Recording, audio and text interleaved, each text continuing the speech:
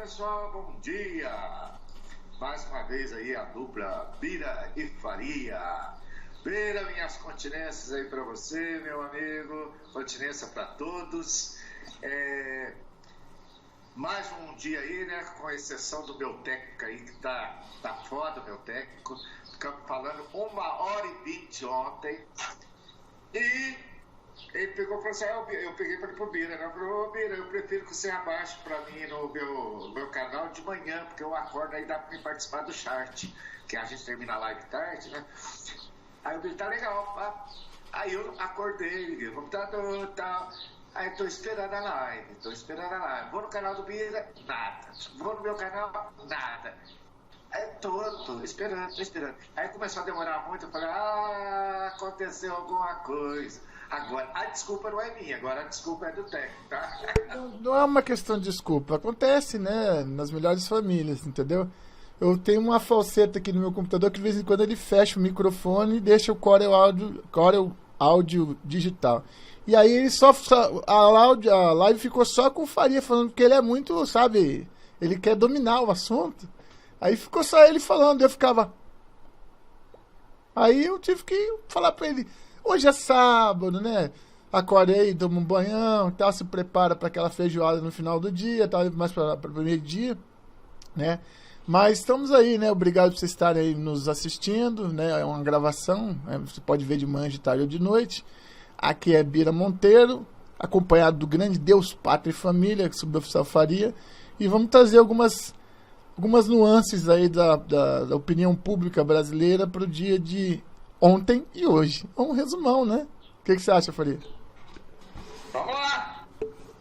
Então vamos começar aqui com o lançamento da campanha contra da lei do pacote anticrime do Ministério Moro, apoiado pelo presidente Bolsonaro. A gente sempre fala, né? A gente sempre vem aqui no canal, vários outros canais também, a gente fala sobre esses inimigos que são o pessoal da imprensa tradicional e onde nos atacam muitas das vezes que nós somos radicais, extremistas, né? É inacreditável. Aí a gente vê, por exemplo, né, nessa campanha publicitária que o Moro e o Bolsonaro estão fazendo acerca do pacote anticrime para conscientizar a população e também, consequentemente, criar mais força. Porque nós sabemos o Congresso que nós temos. Nós conhecemos muito bem, diga-se por sinal. Hoje o povo está mais ligado na política, consome mais política e isso é muito bom. Sabemos identificar hoje com muita clareza quem são quem com as canetas. Aí a gente vê a mídia trazendo o seguinte: Bolsonaro defende policiais que matam. É isso que a mídia tradicional quer que os brasileiros menos desinformados entendam. Que o Bolsonaro quer policiais que matam. Para falar bem a verdade, eu quero policiais que matam sim. Bandidos, assassinos. Como eu fiz a ressalva ontem, eu vou falar de novo. O general Patton, quando fez o ataque da Operação Market Garden, ele tá no filme, ele falou o seguinte: não morram, falou para os soldados dele, eu não quero que vocês morram pelo seu país, eu quero que o inimigo morra pelo país deles. Entendeu? Então eu prefiro que o alemão morra pelo país dele do que o americano morrer pelo país dele. Agora vamos ao combate. Bom, exatamente isso falando. Essa opinião que a Vox está dando é muito forte, tá? A questão não é essa. A questão que nós queremos que se faça justiça. Ou seja, se num embate o bandido não se entrega e continua atirando no policial, aí ele dá a guarida ao policial executar tiro contra... praticamente defesa pessoal e defesa da nação, defesa da cidadania, do cidadão. Ora, se o cara se entregar, aí isso é outra coisa. Então, do jeito que ele está falando aí, eu discordo um pouco, tá? Então, na verdade, eu concordo que os policiais não devam morrer para que os bandidos sobrevivam. E se tiver que escolher entre um e o outro, eu escolho o policial, né, para ficar vivo. Óbvio, ele está fazendo o trabalho dele e o bandido não está trabalhando. O bandido é criminoso, seja o bandido que for. Seja o crime que for, do colarinho branco até o crime mais simples, tá certo? Eu sou a favor de que a violência seja proporcional ou maior do que a violência contra o Estado, que no caso ali está representado pelo policial. Concorda, Faria? Concordo, claro. Esse vamos dizer assim, generalizar, dizer que para matar bandido, eu também discordo. Mas o presidente nunca falou isso. Ele sempre falou que ele prefere um bandido morto do que um policial morto. Isso que é a verdade. Mas foi o que eu falei, né, Bira? Essa mídia comunista, ela deturpa o que o presidente fala, né? A mídia, ela diz, o Bolsonaro defende matar os bandidos. E a mídia? A mídia não defende bandidos? Então vamos continuar aqui. Aquela menina lá, como eu falei ontem, aquela menina lá de 12 anos lá que um estuprador tentando entrar lá na casa dela, ela avisou, não entra, que eu tô sozinha, não entra. Aí ele pegou, deu uma volta na casa, tentou entrar pela porta do fundo da cozinha, a menina deu um tiro no braço dele, outro no abdômen, e a Rede Globo ataca a menina como se ela fosse a vilã da história. Vamos continuar ouvindo a Vox aqui, mas eu só queria fazer essa ressalva aqui, porque eu não posso concordar com a afirmação dessa aqui que tem que matar bandido. Não, a questão não é essa, não é grupo de extermínio. Se tem um bandido atirando contra você, você tem que atirar contra ele também, ué. O que é? Bandidos, assassinos, estupradores, pedófilos, sequestradores. Por que não? Qual o problema? O risco quem escolheu foram os bandidos. E eles sabem que eles podem morrer. Este é o risco. Mas a imprensa tradicional quer que vocês entendam o seguinte. O Bolsonaro defende assassinos. Mais ou menos assim. Ou que a sociedade tenha a polícia militar, a polícia civil ou a polícia federal, seja lá qual for os órgãos de segurança. A mídia tradicional, a imprensa tradicional quer que a sociedade os tenha como inimigo. No que depender de nós, nesses canais, aqui no YouTube, eles não conseguirão. Como eles já não conseguiram agora em 2018 eleger uma esquerda para esse poder. E por isso hoje eles estão completamente desesperados. O limite da vida e a morte para um homem ou uma mulher, segurança das polícias, é a arma deles. Eu peço a você, amigo e amiga, que não são inscritos ainda, se inscreva, ative o sininho, use os comentários, fiquem à vontade, ajude a fortalecer mais vozes conservadoras nesse nosso Brasilzão velho de guerra. Sejam todos bem-vindos. Pessoal, é o seguinte, que a produção de petróleo bateu recorde agora em agosto e se aproximou dos 3 milhões de barris diário. Um volume que supera em 7,7% a marca anterior.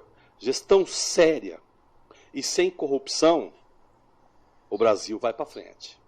Vamos lá? Bom, pessoal, estamos entendendo o seguinte, no que depender do Bolsonaro e do Moro, o Brasil irá se tornando aos poucos um país menos violento. Isso é bem verdade. E a mídia está louca com isso. Já não sabem mais o que fazer. Tá bom? E também quero trazer para vocês também sobre o STF, que eu prometi, né? No final do vídeo aqui eu vou falar sobre o STF, que na verdade adiou tudo, tá bem? Mas vou trazer um detalhe importante sobre essa situação do STF, tá bom? Vamos lá.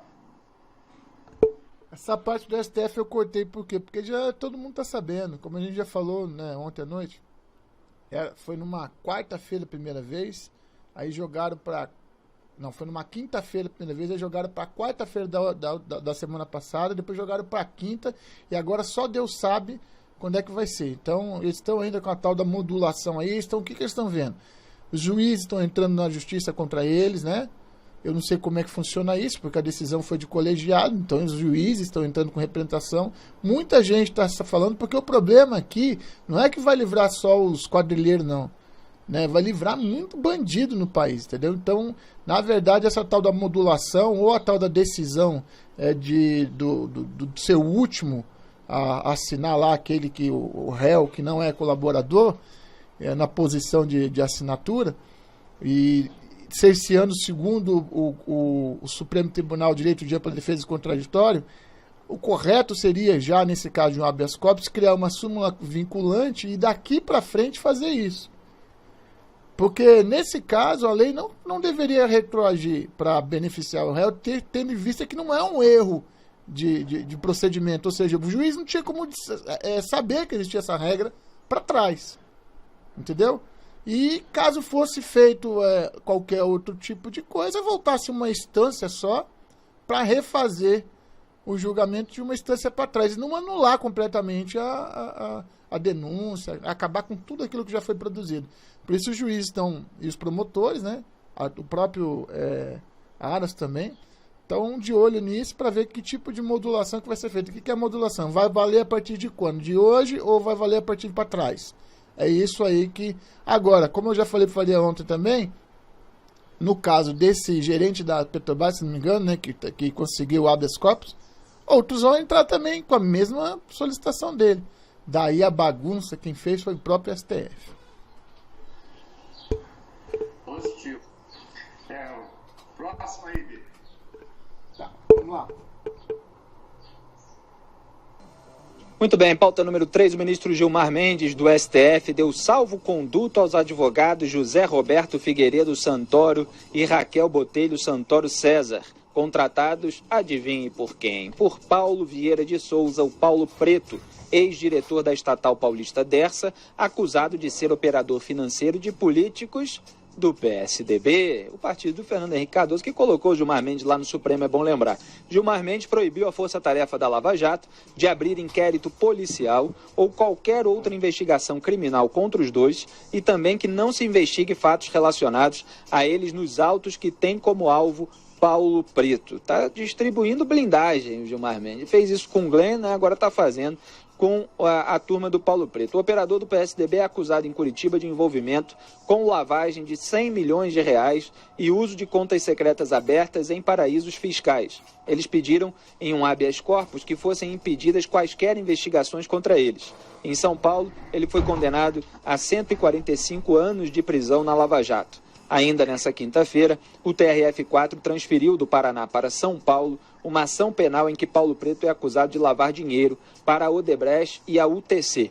Em fevereiro, a Lava Jato prendeu o ex-diretor da Dersa por considerar que ele gerava valores para as construtoras pagarem propina a funcionários e políticos ligados à Petrobras. A 8ª turma do TRF4 entendeu, no entanto, que não havia provas de relação direta entre as supostas condutas de lavagem de dinheiro com o pagamento de agentes da estatal. Por isso, a ação será julgada pela Justiça Federal de São Paulo.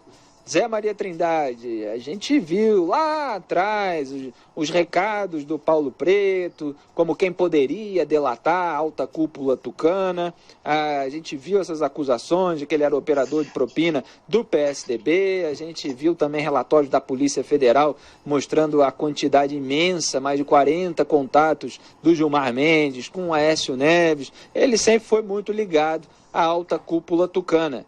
E a gente discutiu até ontem aqui no programa essa questão de blindagem de advogados. É claro que os advogados têm que ter a liberdade para trabalhar com os seus clientes, mesmo que sejam criminosos. Agora, havendo indícios de que eles estão realmente envolvidos em qualquer ato ilícito, eles, como quaisquer outros cidadãos brasileiros, devem ser investigados. Então não dá para ter uma blindagem total e é preciso avaliar caso a caso. Zé Maria. Essas prerrogativas de advogados, e isso fica cada dia mais claro, estão sendo mesmo usadas de forma indevida e isso tem que passar por uma nova regulamentação. Os advogados têm um acesso muito fácil ali aos parlamentares e conseguiram aprovar medidas que colocam essa profissão acima de absolutamente todas. O Estatuto da Ordem virou lei, né? Então, é uma situação muito diferente.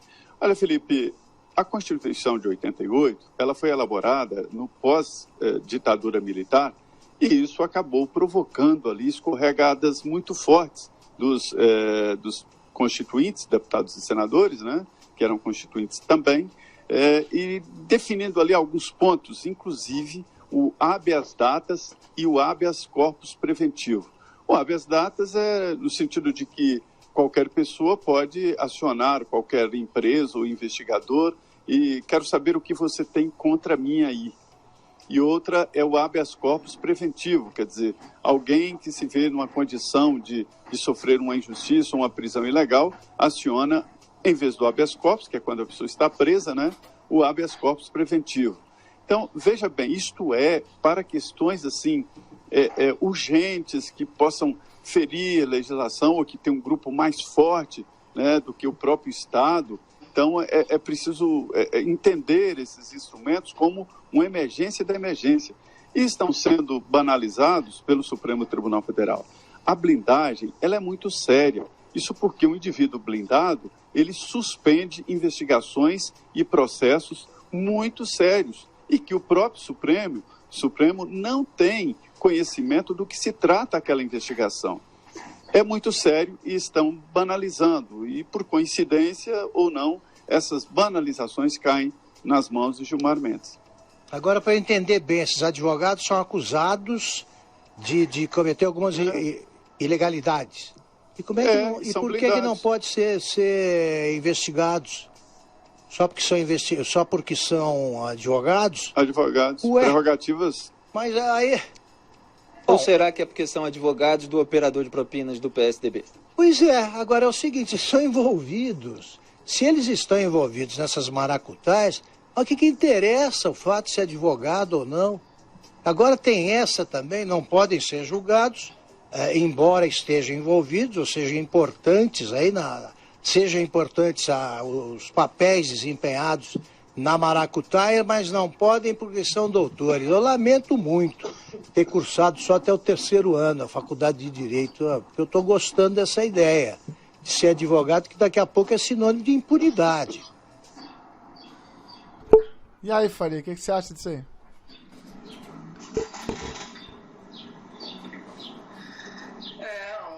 Eu gostei do comentário do Augusto Nunes, né? Augusto Nunes, ele se arrependeu, né? Porque ele fez direito até o 3º ano, né? E ele tá gostando, ele falou, pô, eu devia ter terminado direito, né? Porque aí eu tava imune, né? Tava imune. Gente, isso aí é a coisa mais ridícula do mundo, né? Vamos ser honestos. Porque esses advogados defendem os semideuses, agora os semideuses querem tornar os advogados de defesa deles semideuses também, certo? Intocáveis. Lembra daquele filme, Os Intocáveis? Eles estão querendo fazer a mesma coisa. Bom, mas pelo menos no filme Os Intocáveis, eles eram intocáveis porque eles trabalhavam com autorização da lei para qualquer coisa, né? Então, né, a turma ali dos Intocáveis, ela tinha essa vantagem. E prenderam o Al Capone... E prenderam o Al Capone por causa do COAF, né?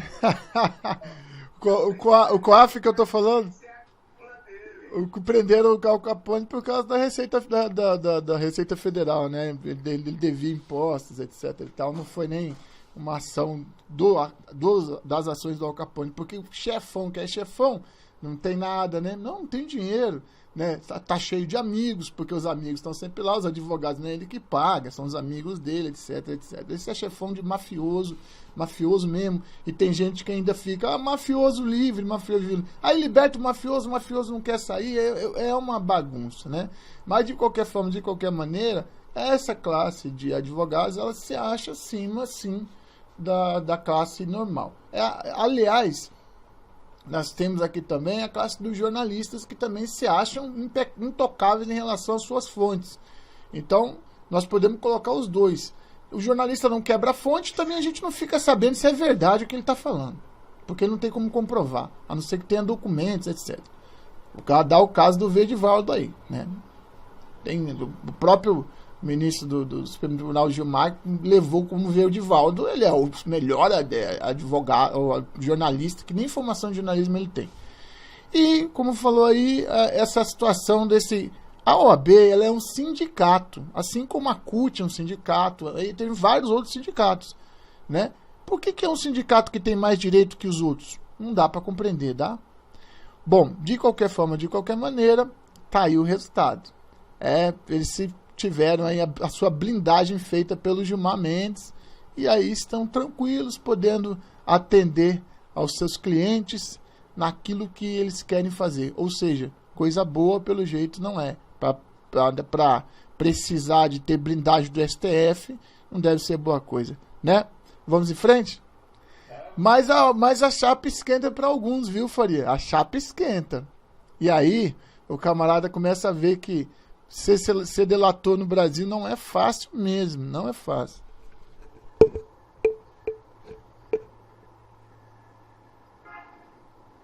O juiz Marcelo Bretas atendeu a um pedido da defesa de Sérgio Cabral e determinou que o ex-governador do Rio deixe o presídio de Bangu 8, onde está detido desde abril de 2018. Cabral será transferido para a unidade prisional da PM do Rio, em Niterói, onde está aquele que foi o seu sucessor no governo, Luiz Fernando Pezão. Para vocês verem o meu estado.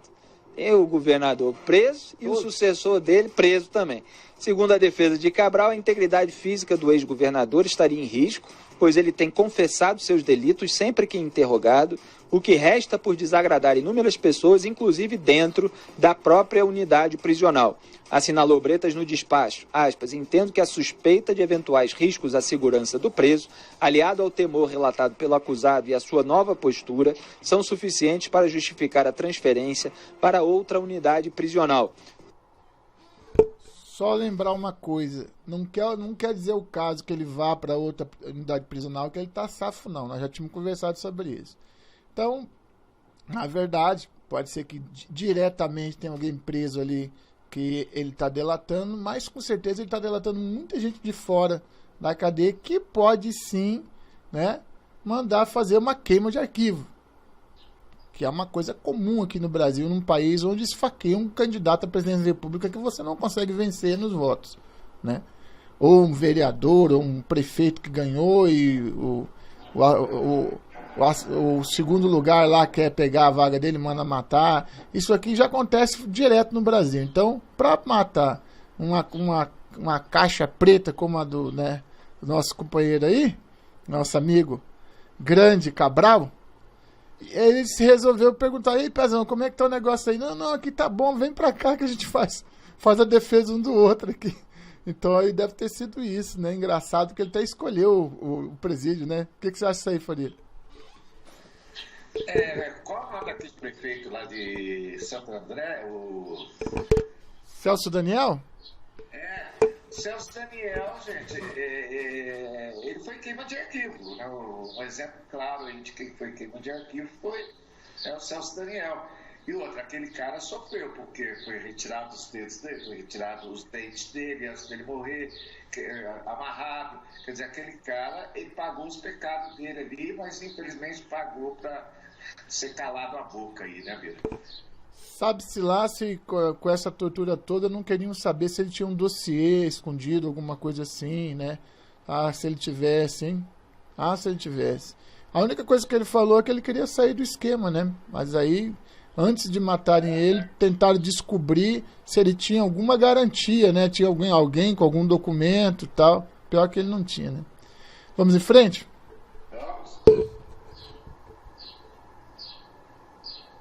Regional.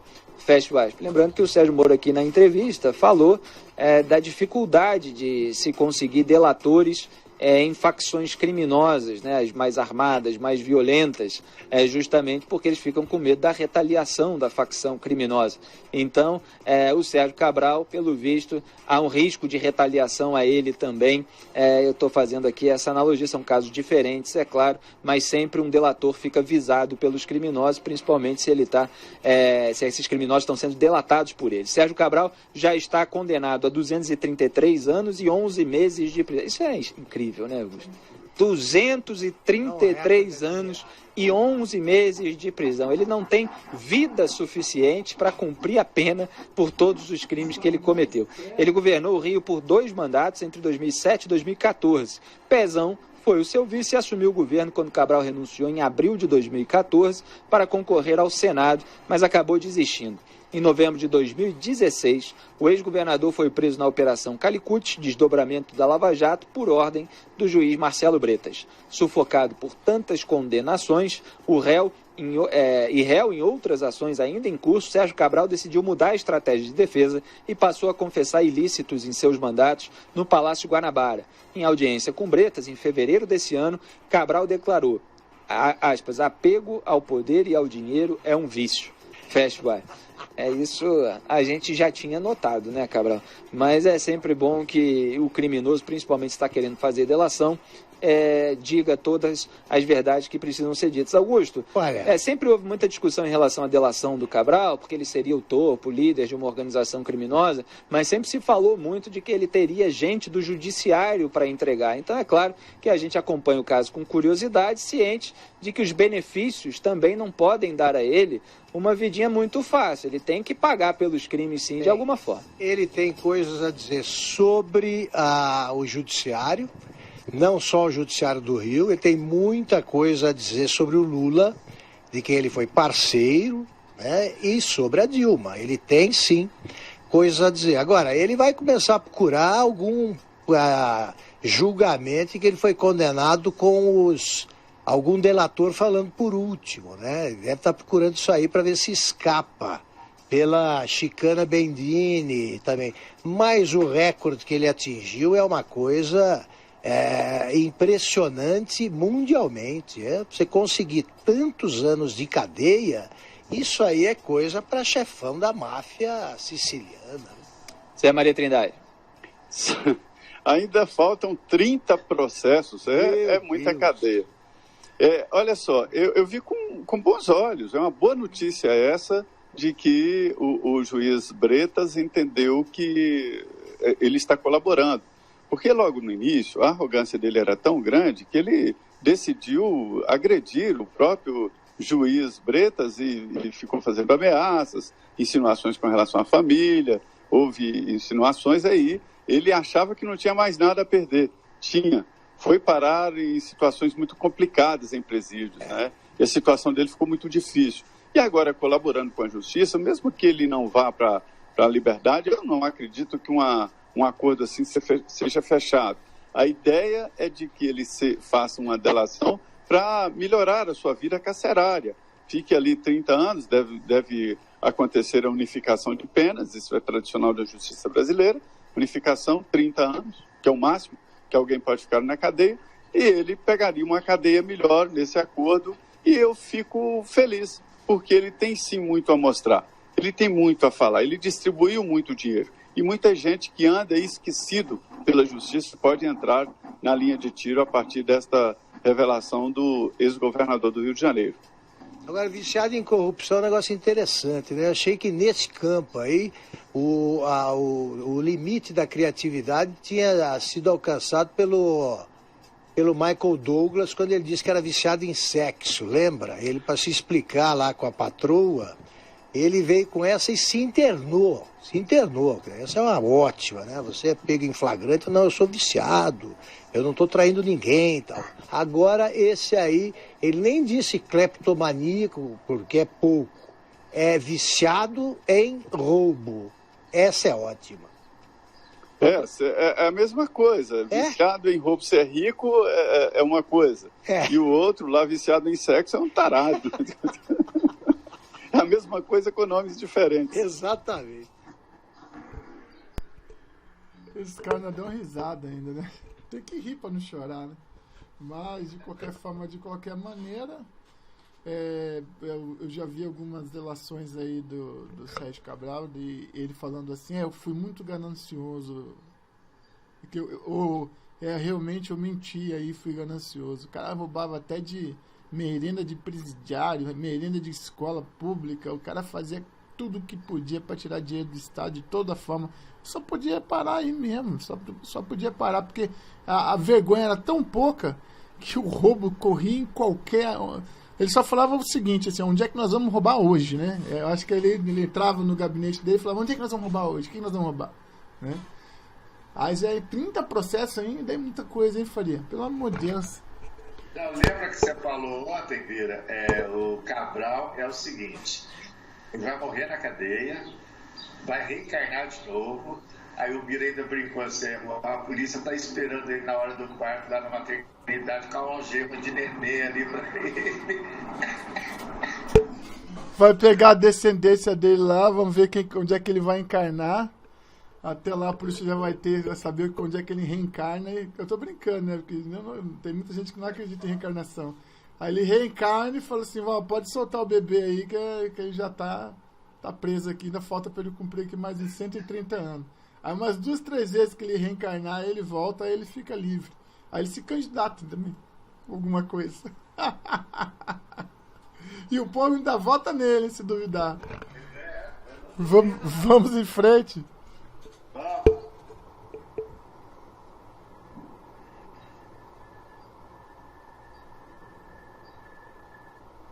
Então, eu vou colocar na ordem aqui, mas eu queria colocar isso aqui depois e queria colocar aquele vídeo que você colocou, que me deu hoje sobre a pessoa que... Eu queria colocar primeiro aquele do cara que fala sobre estamos com Bolsonaro.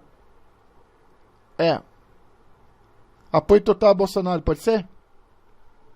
Você vai colocar depois aquele da igreja? Não, depois. Olá, meus amigos.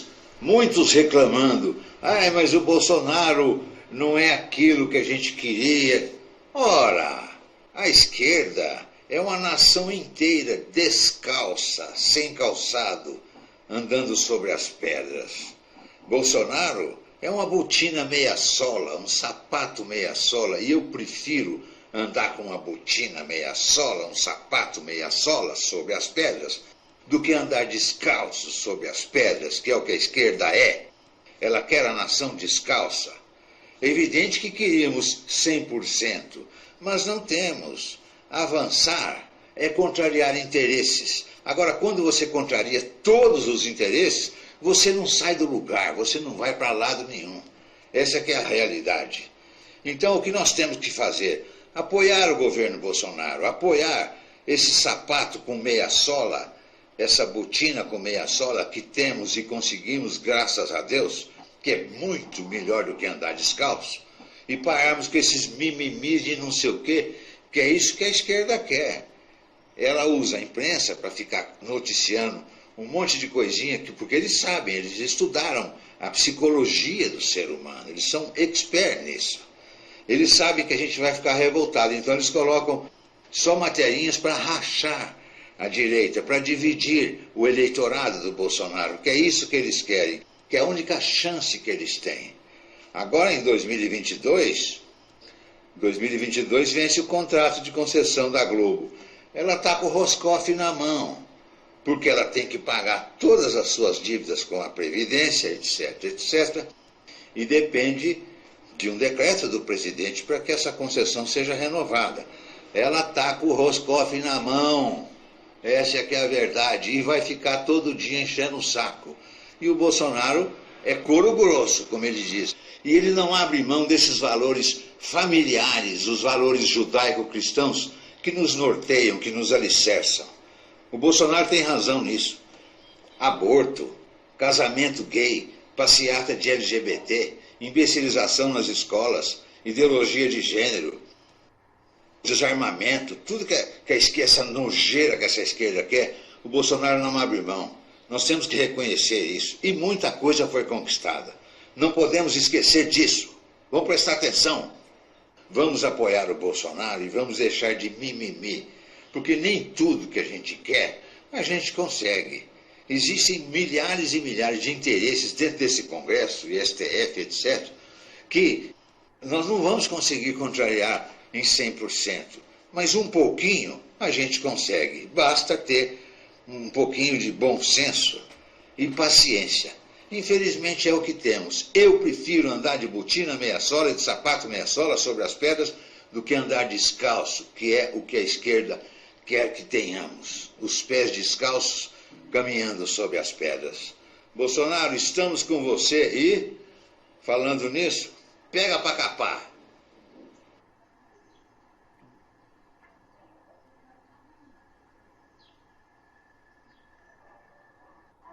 Há poucas semanas, eu vetei aqui alguns artigos da Lei de Abuso de Autoridade. Foram 36 itens. Depois o Congresso derrubou praticamente metade disso aí. Derrubou, passou a ser lei, não quer discutir mais, não tem mais o que discutir. É assim que funciona o regime que nós vivemos aqui. No Peru, tentaram fazer uma alteração lá, viu a confusão que deu no Peru, né? Está na Lei de Segurança Nacional, quem de forma violenta, tá, ou por ameaça, atenta contra qualquer um dos poderes, pena de 3 a 15 anos de cadeia. É a lei, pô, tem que cumprir a lei. E ponto final. Então eu vetei, muita gente não gostou, tivemos aqui a votação de uma nova lei eleitoral. Pelo que eu me recordo, eu posso estar equivocado, eu nunca vi um presidente da República vetar um artigo qualquer de lei eleitoral votado no Congresso e chegar na mesa dele. Porque, geralmente, essa lei, né, interessa muito mais aos parlamentares do que ao presidente. É uma realidade. Então, chegou para mim e votamos alguns dispositivos, como, por exemplo, ressuscitar a propaganda eleitoral. E essa lei tem que entrar em vigor um ano antes das eleições. Então, a partir de amanhã, o que for lei, a partir de amanhã funciona. E a partir de depois da manhã, se o veto for derrubado, não vale mais para 2020, só vai valer para 2022. O que alguns fizeram? Alguns youtubers bastante famosos. Bolsonaro fez acordo com o Capiroto, fez acordo com não sei quem, com o Papa, com não sei quem, e fez um veto fake. Porque ele poderia vetar depois de 4 de outubro, assim não valeria para o ano que vem. E desceram a bordona em mim. Inclusive, o youtuber de São Paulo, era cabeludo, agora está careca, não vou citar o nome dele, que eu tenho grande apreço por ele ainda. Mas me esculhambaram. Individualmente, muita gente esculhambou. Eu pergunto a vocês que me esculhambaram, a esse youtuber de São Paulo. Foi derrubado algum veto? Foi colocado em votação os vetos da lei eleitoral? Não. Fazem um pré-julgamento da gente, covarde, tentando ganhar espaço na mídia.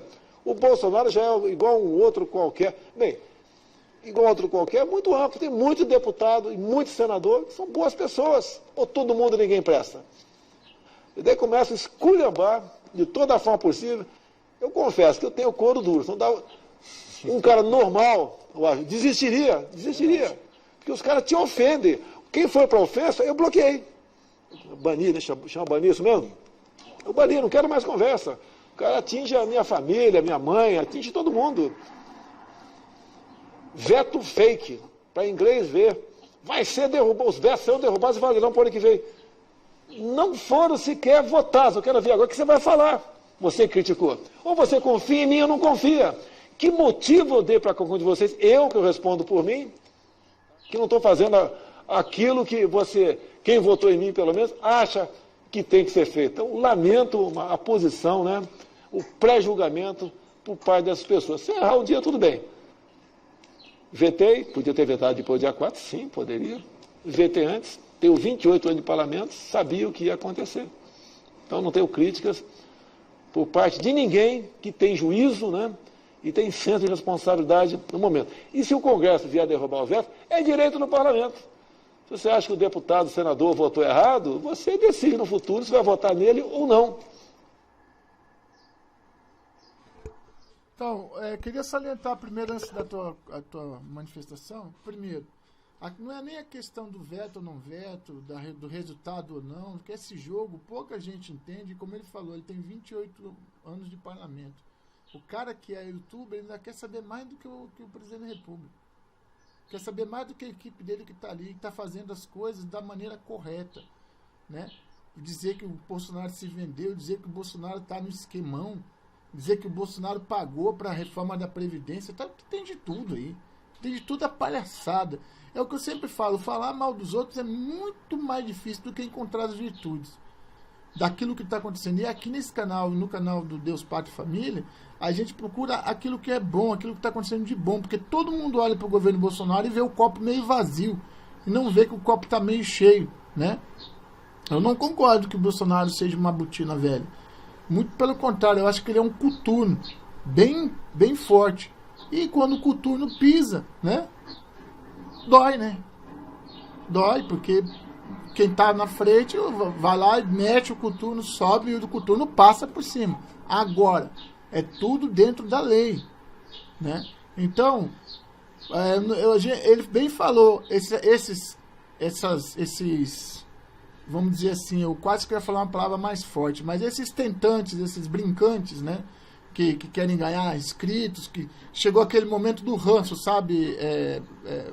Eu votei, eu quero ver o resultado, não sei o quê. Chegou aquele momento de, por que eu fiz isso? Eu me arrependo.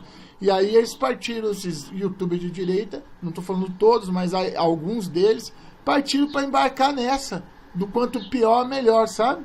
E aí ficaram fazendo o quê? Criticando, falando, por que não fez isso, por que não fez aquilo, porque você não é o presidente da República, você não tem conhecimento dos bastidores, eu já falei isso aqui várias vezes.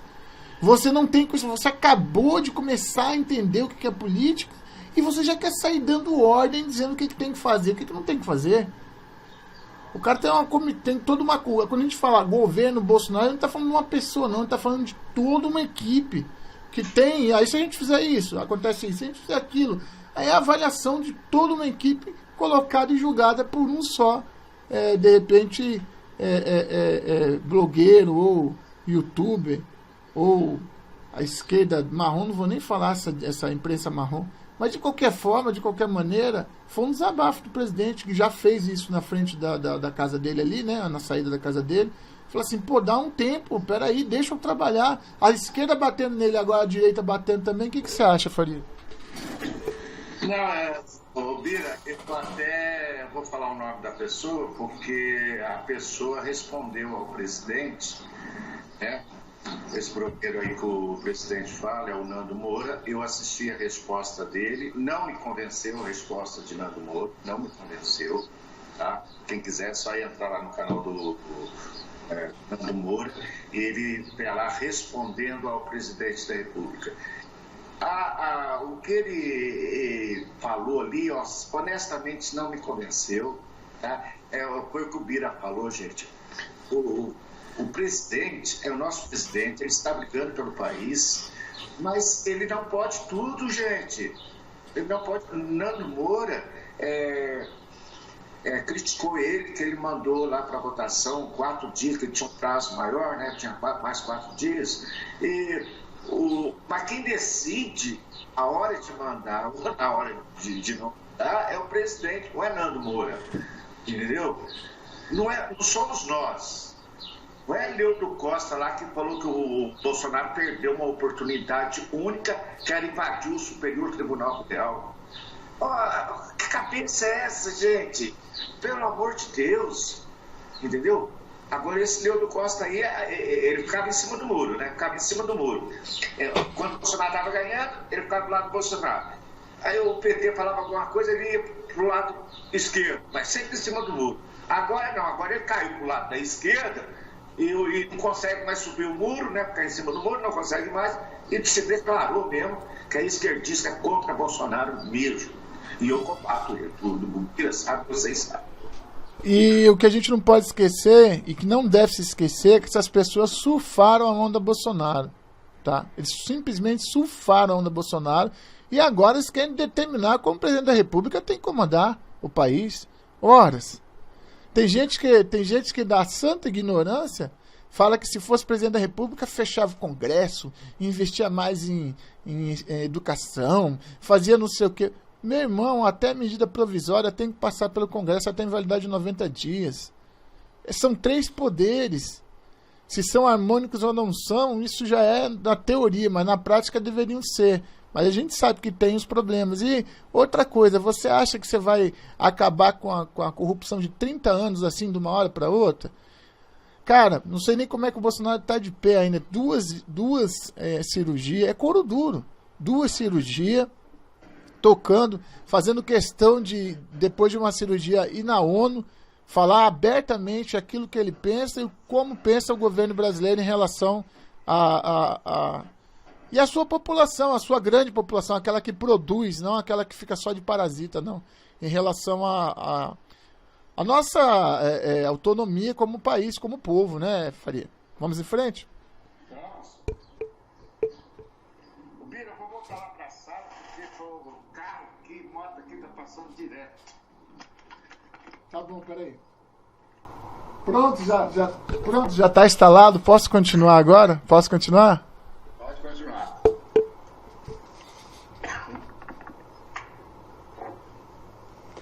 Olá, meus amigos e amigas. Vamos para a gravação de rádio, comentário. Não esqueçam de inscrever-se, de dar o seu like ou dislike. Mas é muito importante esse retorno que vocês me dão. Muito obrigado.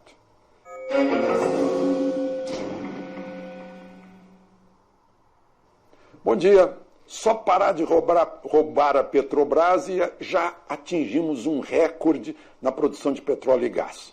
Nesse mês de agosto, a produção foi de quase 3 milhões de barris por dia. 20% praticamente acima da produção de agosto do ano passado. E em gás, 133 milhões de metros cúbicos, 25% maior que em agosto de 2018. Né? Tudo isso é bom lembrar que dia 6 de novembro a gente tem o leilão dos excedentes da seção onerosa, né, lá do pré-sal, e o pré-sal já está produzindo 63% da produção nacional. Um leilão que pode render 100 milhões que vai ser distribuído por estados, municípios e União, é claro. Vejam só deixou de roubar. Né? Deixou de interferência em previdência fechada, previdência complementar, já está dando superávit. Vejam, era aquela coisa, o partido político mandando, né, nas instituições de previdência fechada. Né? Já deu um superávit nesse primeiro semestre de 3 bilhões e meio. E, em 2017, o déficit era de 16 bilhões, estava acabando a previdência privada. Tirou o partido político, são novos tempos, novo Brasil. Né? Resultado líquido positivo da Previdência Complementar, segundo o relatório lá dessa Previdência Complementar, 13 bilhões e 400 milhões. Lá dos tempos em que se metia a mão em tudo, se originou ontem, aliás, uma operação da Polícia Federal entrando num banco, né, para saber se colhe provas de que havia fornecimento de informação privilegiada sobre as alterações da taxa básica Selic no Copom, Conselho de Política Monetária do Banco Central, né, que, segundo Antônio Palocci, como colaborador premiado, foi ministro de Dilma e Lula. Em tempos de Dilma e Lula, isso teria acontecido com o ministro Guido Mantega passando informação para o banqueiro André Esteves. O então presidente do Banco Central, Henrique Meirelles, garante que isso é impossível porque cada integrante do Copom tinha seu voto secreto, só revelava na hora do voto e isso era publicado imediatamente, então não tinha como adivinhar. Né? Em todo caso, fica aí o registro. Um outro registro de hábitos terríveis que merecem muita punição, desses auditores da Receita Federal do Rio de Janeiro, comandados aí pelo Canal, né, é o sobrenome de um deles. O Canal tinha em casa R$200 mil. Né? O total dos envolvidos, que foram presos, né, 12, 14, em casa, 1 milhão e 100 milhões. Né? 1 milhão e 100 mil. 27 mil dólares, 4 mil euros. Quer dizer, essas pessoas não acreditam em banco, eles fazem parte daquele Banco Gedel, né, que guardou 52 milhões num apartamento lá em Salvador. Pois é. Outra coisa, o Supremo, por 8-3, decidiu que tem que definir as regras, aquelas regras que liberaram um gerente da Petrobras que está preso cumprindo pena e vai ser solto agora, né, por causa da decisão de dar um habeas corpus para ele, de anular o julgamento dele, porque ele não foi ouvido de novo depois que o colaborador premiado, né, foi ouvido. Deveria ser ouvido o réu por último. Né? Ele foi condenado a 9 anos e 2 meses, sabe por quê? Só 48 milhões de reais, lá da Petrobras. Né? Agora está sendo solto, o relator ministro Fachin teve que mandar soltá-lo porque o plenário anulou o julgamento, parece que foi 7-4. Mas agora, por 8-3, eles chegaram à conclusão que tem que estabelecer as regras daqui para frente, porque não há regra, não tem lei sobre isso. A lei da delação premiada não prevê a ordem de colher depoimento, ouvir o réu nas considerações finais, né? Código de Processo Penal, tampouco. Então, agora, formando jurisprudência, eles vão ter que... queriam anunciar isso na quinta-feira, mas adiaram porque não estaria presente um dos ministros, né? Tem que estar os 11 para chegar a uma conclusão unânime, solidária, né? Fazer um acórdão sobre isso, uma jurisprudência. Então, a gente vai esperar agora, né? Ficando assim, todo mundo preocupado que isso pode afetar a Lava Jato. Vamos esperar a decisão dos senhores ministros constitucionais sobre essa jurisprudência que eles vão ter que encontrar no acordão desse julgamento do gerente da Petrobras, que agora vai ser julgado de novo, né? Agora anularam o julgamento, tem que fazer outro julgamento e com ele ouvido por fim. Pode ser que seja condenado de novo. Nada impede que ele seja condenado de novo. Vão considerar, claro, a parte da pena que ele já cumpriu. Ele estava na prisão desde maio de 2017. De Brasília, Alexandre Garcia.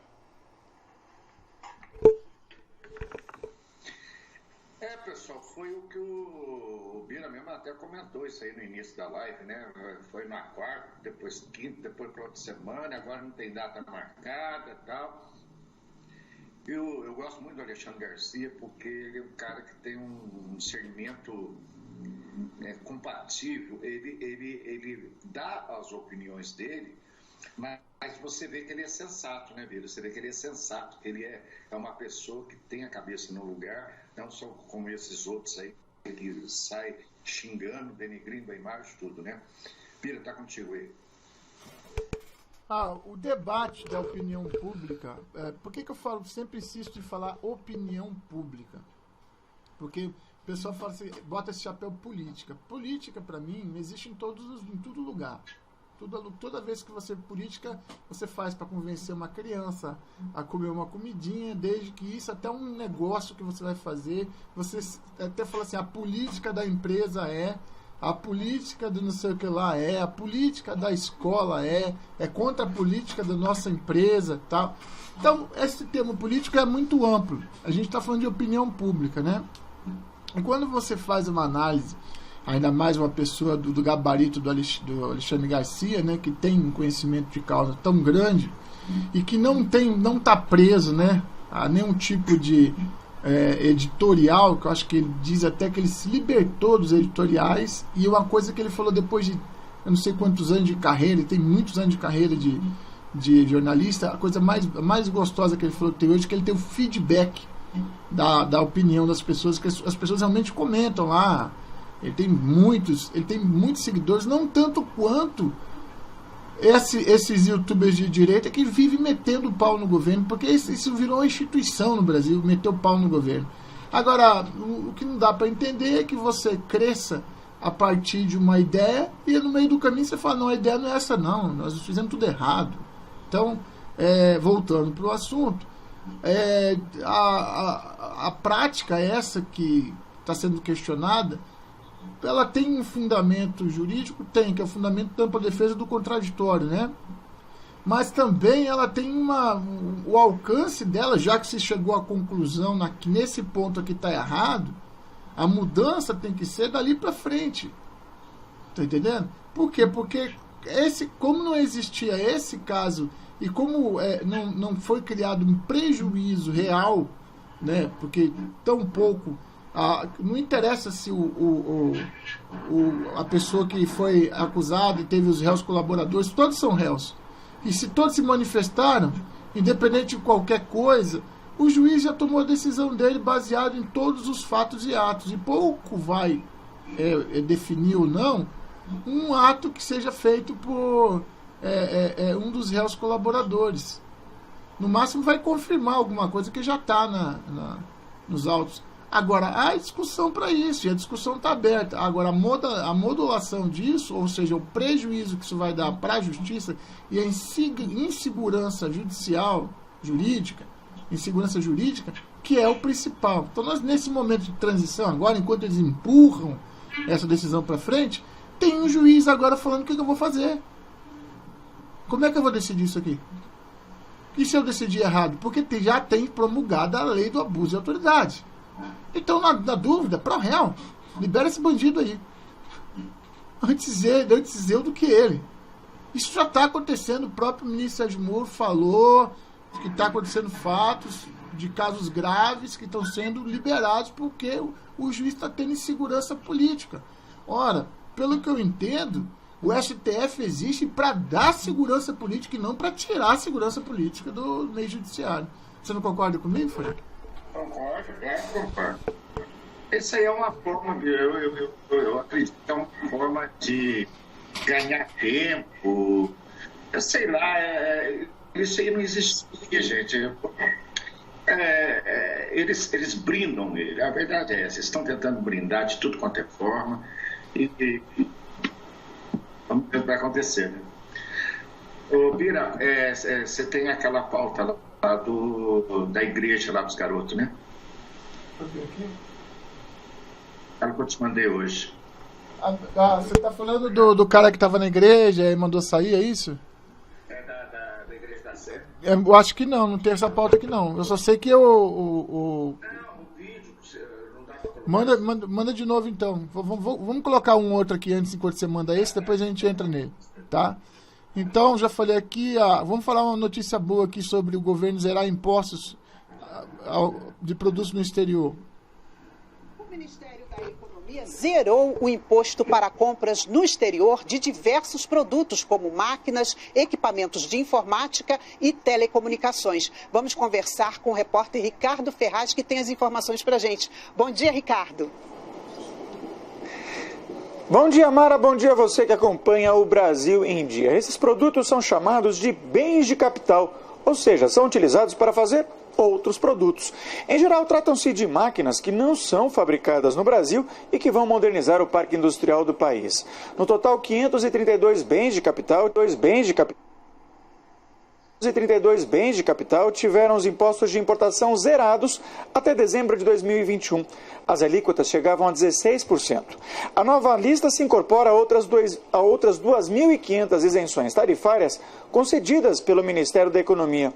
O objetivo da medida é reduzir o custo de investimentos produtivos no Brasil e incentivar a geração de empregos no país, principalmente nos setores de informática, telecomunicações, alimentos, remédios, plástico, cerâmica, metais, madeira e estamparia, entre outros.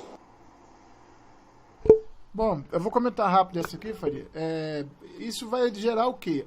Na verdade, muitos do custo do Brasil está nas importações. Importações, às vezes, de produtos que não tem no Brasil. Então, por exemplo, se esse produto não tem no Brasil, e ele pode melhorar o parque de máquinas, abrir novos negócios e proporcionar que a gente não tenha que colocar o custo da importação em cima desse produto. Então, o governo fez uma análise completa daquilo que é melhor para o parque industrial brasileiro e liberou esses itens aí da alíquota de importação, o que significa que quem trabalha precisa trabalhar, utilizar esses equipamentos, e que não tem indústria similar no Brasil, ele vai poder importar com alíquota zero. Isso é um grande passo aí para melhoria do nosso país. Tem também o lance dos remédios, né? Então, tem o lance dos remédios também, de cura de câncer, essa coisa toda, que está na lista também, né? Então, é uma vantagem, ou seja, vai vir mais barato para o consumidor, né? A partir do momento que venha mais barato, vai ter condições de mais pessoas terem acesso a esses remédios aí que tantos necessitam, né? Bom, antes da gente entrar nessa pendenga aí da universidade, cabe aqui a gente fazer uma que eu pulei aqui, que foi o deputado Eduardo Bolsonaro tentando defender o senador Flávio Bolsonaro no programa Pânico, se eu não me engano, da quinta-feira. Mas tá no programa Pânico do Eduardo defendendo. Mas eu tirei só um pedacinho pra gente escutar aqui. Vamos ver. Cadê essa Gilmar Mendes, o que aconteceu com o Flávio Bolsonaro no caso Queiroz aí da rachadinha? Pergunta da Miriam Leite. Tranquilo. Recomendo aí um vídeo pro pessoal assistir, que é o vídeo do próprio Flávio Bolsonaro falando sobre esse assunto. E de maneira bem resumida foi o seguinte, né? O sigilo bancário dele foi quebrado, sabe como? Através de um e-mail. Uma secretária do procurador mandou e-mail para o COAF, e o COAF não informou sim ou não em questões genéricas. O COAF deu de maneira detalhada toda a movimentação financeira dele, bancária. Então, assim, se você comprou um apartamento do Flávio Bolsonaro, o seu sigilo também foi quebrado. Será que isso daí é o que a gente espera da democracia? É óbvio que não. E na decisão, de sigilo? Sim.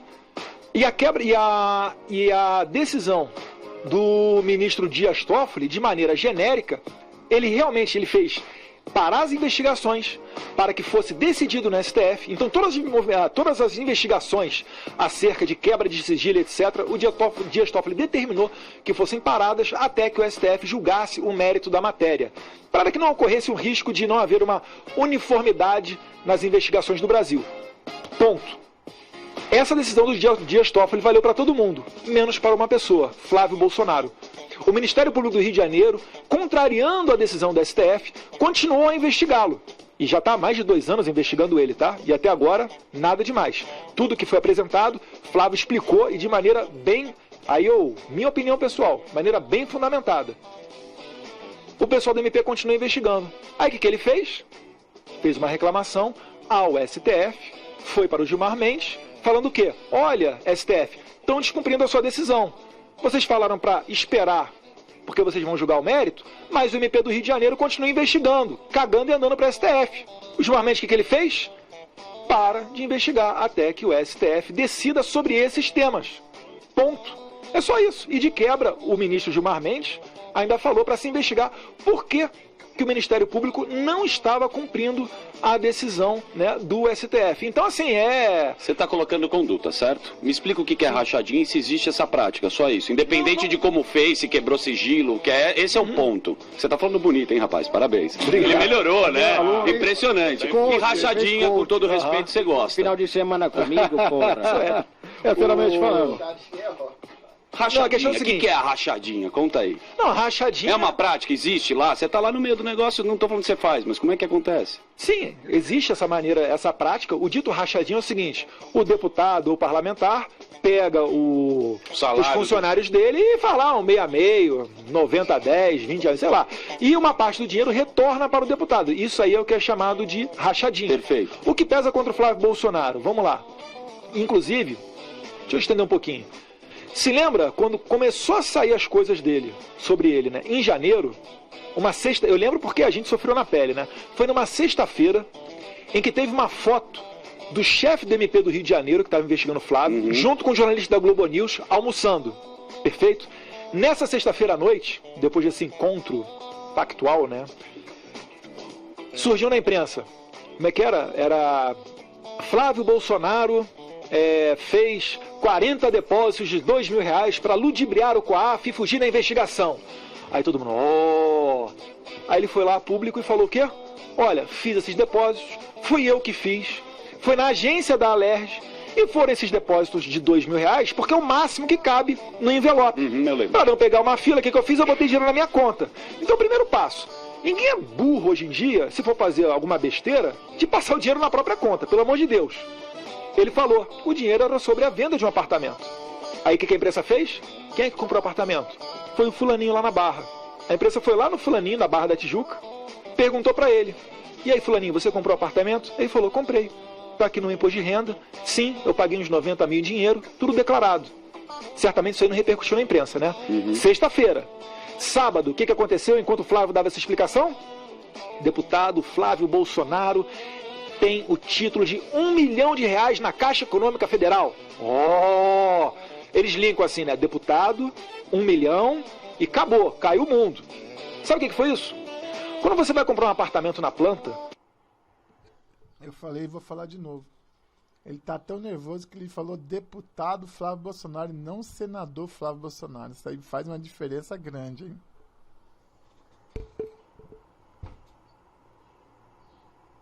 Ele não tem um documento chamado ABITSE. Sim. Sem esse documento, ele não consegue financiar na Caixa Econômica Federal. Então ele financiou um apartamento que ele comprou na planta com a própria construtora, ou com a financeira da construtora. Quando saiu o ABITSE, o que ele fez? Pegou esse financiamento de 1 milhão e transferiu para a Caixa. que tem juros menores e facilidades melhores de pagamento. Então esse é o título de 1 milhão. Aí depois, quando ele estava explicando isso, o que saiu domingo? Queiroz movimentou não sei quanto, aí botaram lá 12 anos para trás lá de quanto que o Queiroz movimentou e etc. O Queiroz, ele já veio ao Ministério Público, ele já prestou esclarecimentos. Sumido, Queiroz. Mas tá. Nada, até hoje ele está na capa da Veja. Se a imprensa tivesse esse mesmo apetite para investigar os filhos do Lula, a gente retornaria para cá milhões. Bom, mas daí pra frente a gente parou, porque aí começou um negócio assim, não adianta querer colocar, a gente sabe, todo mundo sabe a questão do Lula, mas não dá pra misturar uma coisa com outra coisa, entendeu? Então, na verdade, eu acho que se não aconteceu, deveria acontecer, dele abrir todo o jogo aí, até se ele estiver errado, você não acha, Felipe? Não, é o que eu falo, e não deve ter, né, Pedro? Teve. É a mesma coisa, eu tô no IPM no quartel, né? Aí eu tô sendo investigado. Falei, não, mas espera lá, o Bira também fez. Vai lá e investiga o Bira. Por que o Bira tem a ver com o IPM que está contra mim? Mas pelo amor de Deus, então isso aí é uma forma da pessoa mudar a atenção àquela pessoa que realmente está sendo investigado, mudar a atenção. Por que o filho do Lula? Tudo bem, a gente sabe que não presta, mas isso não tem nada a ver com o peixe aqui. Então é para poder disfarçar, tirar o foco, né? Vocês me desculpam, eu sou Bolsonaro, e tem Bolsonaro. Agora, que tem coisa estranha com o Flávio aí, vocês desculpam, mas tem. O tempo dirá isso, mas de qualquer forma, de qualquer maneira, não dá para imputar a responsabilidade ao presidente da República, ou de qualquer forma que seja, ou como pai, ou como presidente, etc e tal, nas coisas que os filhos dele façam. Senão, se fosse assim, um pai que tem um filho drogado tem culpa do filho ser drogado, um pai que tem um filho que bateu um carro tem culpa. Então o pai agora vai ter que ficar andando o tempo todo em volta do filho? Não. Eu até acredito que se existe alguma participação do presidente, é falando assim para ele, ó, tu que se meteu nessa enrascada e tu que se vira para sair dela. E eu acho de muito mau gosto quando ele utiliza o nome do presidente para falar de questionamento de colocar o STF contra a presidência da República. Não existe nada disso. Muito pelo contrário. Aliás, não é um acordão, não, mas há um acordo de cavalheiros para poder fazer o Brasil andar para frente. Porque se ficarem brigando entre si, o que vai acontecer é que o Brasil vai ter um caos. Né? Vai ser um caos. Né? Mas vamos em frente?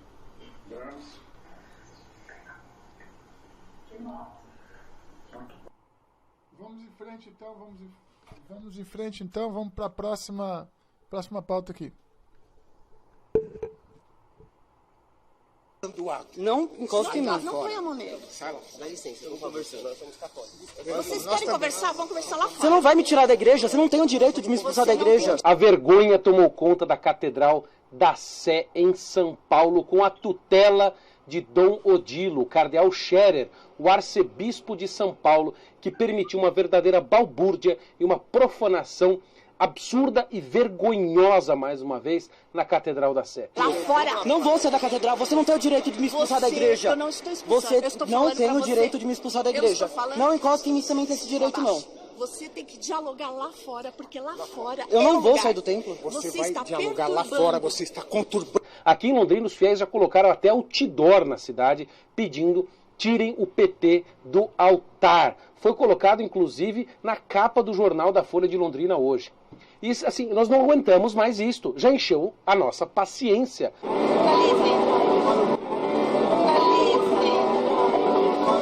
Igreja não é lugar para fazer política. Você é católico? Muito católico, mais do que você. Você apoia o sínodo? Você apoia esse circo que estão fazendo dentro da igreja? Você apoia colocar Lula livre dentro da igreja? Companheiro, cada um, você tem que respeitar, até Cristo respeitava. Dentro da igreja não tem. É lugar para rezar, buscar a Deus, a Nosso Senhor Jesus Cristo, e se converter e ali participar do sacrifício da missa. Foi isso que alguns jovens foram fazer. O Guilherme e os seus amigos lá que noticiaram essa coisa, foram fazer na Catedral da Sé em São Paulo. Eles foram lá rezar, super tranquilos, etc., quando eles encontraram isto. Você que deu a mensagem.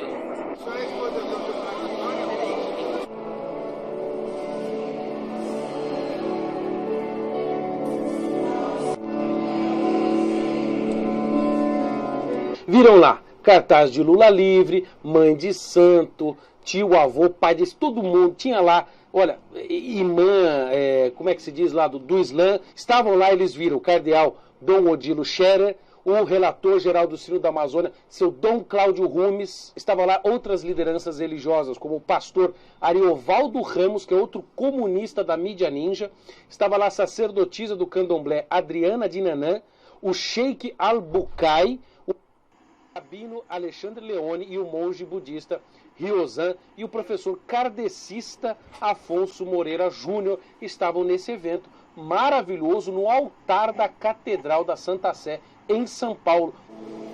Que vergonha, que coisa feia. Tudo acontecendo com a tutela do seu Odilo Scherer. Os jovens foram rezar, se manifestaram, viram aquilo, ficaram chocados, né? E começaram a se manifestar. 3 pessoas aqui, mas graças a Deus, como Santo Atanásio, vocês têm que ler mais. Vocês são jovens. O que é que aconteceu? Quando eles viram aquela balbúrdia, aquela coisa ridícula acontecendo, com a tutela, com a anuência do cardeal, de 2 cardeais, o cardeal Dom Cláudio Rumes e o cardeal Scherer, ou Dom Odilo. Os 2 cardeais autorizando uma balbúrdia dessa, tudo em volta do quê? Do Sínodo da Amazônia. Eu falo, o Sínodo da Amazônia vai ser usado como propaganda e é um negócio político.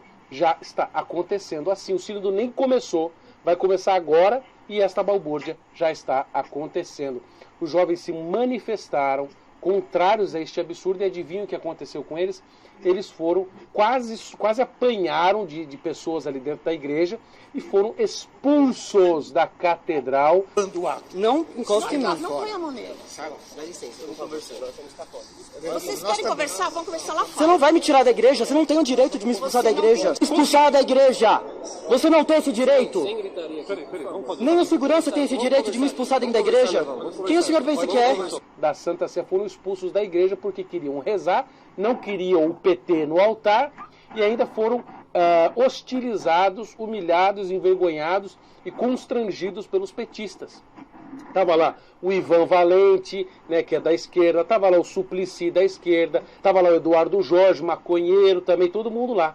Lindo, né, o evento do Sínodo, né? Amazônia Verde, mata maconha, né, Eduardo Jorge, do Rede. Gente, pelo amor de Deus, nós não podemos aturar mais isso. Os jovens, eu digo a todos os católicos, isso aqui é minha recomendação. Se você vir um negócio desse, grave, mande pelo meu Instagram, no meu e-mail, onde você puder, para a gente noticiar isso, manifeste-se lá dentro, porque isso não pode acontecer. Nós temos de guardar a nossa fé e não permitir que abusos como este aconteçam. Seu Odilo Scherer, cardeal Scherer, que vergonha. O senhor foi e está se manifestando como um bispo fraco. O seu dever é governar, santificar e ensinar, e o senhor não está fazendo isso. O senhor permitiu, primeiro, esse sincretismo maluco religioso, e depois vários cartazes, manifestação de Lula livre dentro da igreja. O senhor envergonha a nossa santa e maravilhosa igreja, junto, inclusive, com o Dom Cláudio Rumes, que está preparando o sínodo, fazendo uma coisa ridícula como essa, junto do senhor. Os senhores, sinceramente, não merecem, nesse momento, nosso apreço. Merece a nossa repúdia e, inclusive, missas de agravo, né, de desagravo ao coração, ao Sagrado Coração de Jesus e ao Imaculado Coração de Maria, para reparar esses absurdos que foram feitos na Catedral da Sé. Uma vergonha total. Parabéns aos fiéis católicos verdadeiros que se opuseram a esta maluquice. Olha, o tempo de vocês está acabando porque o povo católico acordou. E nós estamos em todos os lugares, filmando e gravando, para o povo católico ver quem está de qual lado. Essa é aquela teoria do proletariado, né? Parece que até o Papa, não sei se é verdade, apoia isso, né? Eu não sou católico, então eu não entendo bem, mas tem um nome certinho lá, né? Não sei se você pode falar aí.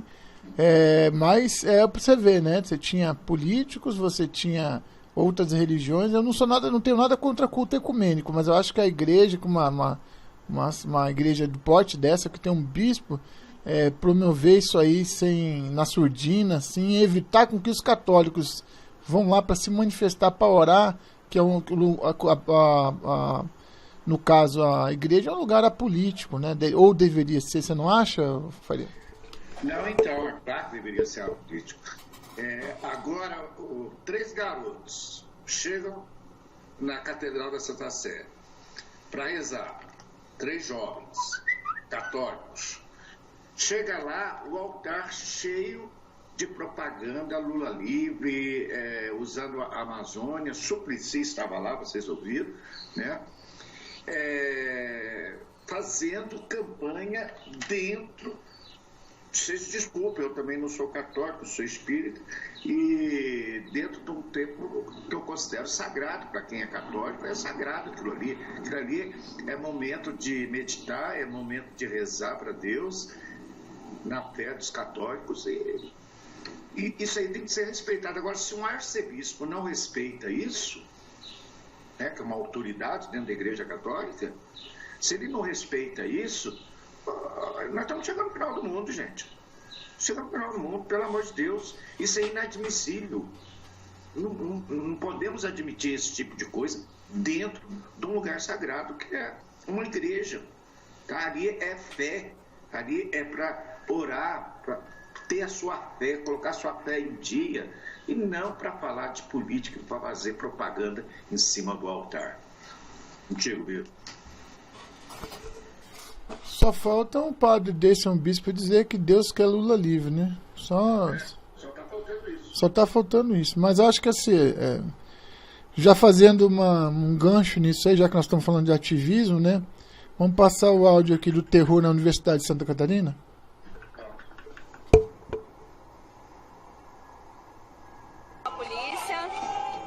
Recentemente, o presidente Bolsonaro nomeou o reitor Marcelo como novo reitor da universidade. Foi feita uma consulta pública no qual professores concursados que já integram a universidade concorreram, e dessa concorrência, dessa consulta pública, derivaram 3 nomes. O presidente Bolsonaro tem a discricionariedade de nomear qualquer um dos 3, que foi o que aconteceu. Mas movimentos de esquerda, militantes e sindicatos estão manobrando os estudantes para impedir até mesmo a entrada do reitor na universidade.